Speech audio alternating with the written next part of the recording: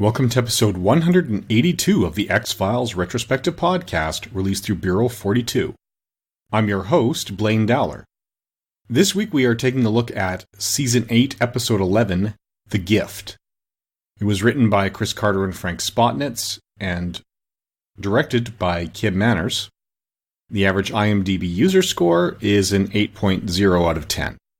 The action here is divided between Pennsylvania and Virginia. So this episode is rather unique in that it's a Doggett solo episode. So it's Robert Patrick's chance to shine. He's discovered something about Mulder's past, and in fact he may be linked to a homicide. And it's something that Mulder would have been involved in just before he disappears. As we go through, it turns out that Mulder has uncovered someone who's supposed to be able to heal others, so that medical condition that was going to kill Mulder might have been cured. But through the course of things, Mulder discovers that, the healer cures people by taking their disease upon himself. He's essentially been enslaved by a population. And it's just a horrible existence for him.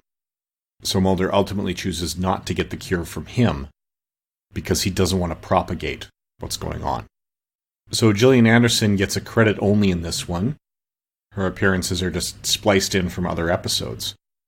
We do see the lone gunmen here, Tom Braidwood, Dig Howland, and Bruce Harwood. And then we have a few other guest stars here.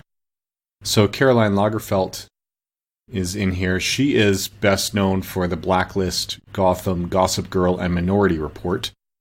92 acting credits to her name. And here she plays the rustic woman. Still active today, her career goes back to 1986. Well, at least as an adult, she did have one spot as a child in 1979 on Archie Bunker's Place. Now, Jordan Martyr plays the creature. He's also known for American History X, Lord of Illusions, Virtuosity, and LA Confidential. 46 acting credits to his name, but the most recent is from 2014. Now, we also have Natalie Radford. So she plays Mary Hangemiel in this one. Her acting credits go back to 1992. And the most recent credit is from 2015.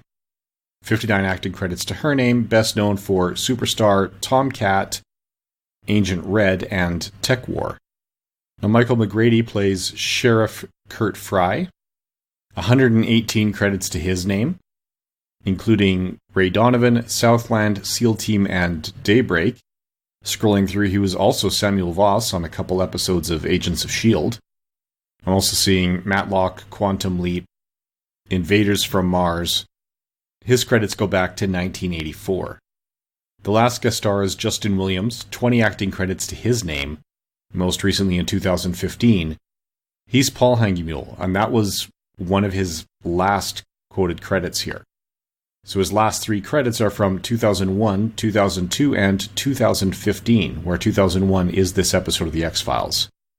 His career started with a guest spot on The Facts of Life in 1985.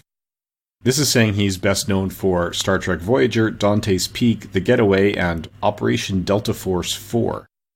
I also see Babylon 5 and Growing Pains on his credit list. So it is a fairly small cast in this one. And a lot of it is conversation. Some of that could be because of David Duchovny's availability. This was actually filmed out of sequence. So this was filmed before Badla, which we discussed a couple weeks ago, but it aired after. The original air date was February 4th, 2011. So it aired 19 years exactly prior to the release of this episode. Of the podcast, anyway. So it is interesting overall. I also wonder how coincidental it is that there's an episode of The Twilight Zone also called The Gift, also about someone who's got the ability to heal, which was very much a parable of the story of Jesus Christ in that episode. And again, he's abused by the townsfolk that find him and so forth. So there are a lot of parallels between the Twilight Zone episode called The Gift and this one. So I would find it a difficult coincidence to accept, to believe that that was purely coincidental and wasn't a deliberate homage to the Twilight Zone. So this is nice. It lays some more groundwork for Doggett's character, lets us see more of his inner workings and see that, yeah, he really is a good investigator, even if he finds the things in the X-Files understandably difficult to accept. He's getting better at it, but the X-File interpretation of things is still, rarely if ever, his first interpretation of things. Although he is warming up to it faster than Scully was. And that may be because they knew it was coming down the pipeline, because, here they're about halfway through the season, they're already starting to sign contracts, and Gillian Anderson had chosen not to come back in her full capacity for season 9. So, John Doggett is going to be the experienced agent for a lot of season 9. But we will get to that later. So there's not much else to say in terms of the long-term story arc. We learn a little bit more about what Mulder did right before he disappeared. But at this point, we don't know if it's going to have an impact on what's coming up or what that impact would be. So that's about it for now. Join us again in 2 weeks' time for Medusa. And we are approaching This Is Not Happening. So we have 3 episodes left before the mid-season break, at which point we start looking at the Lone Gunman spin-off.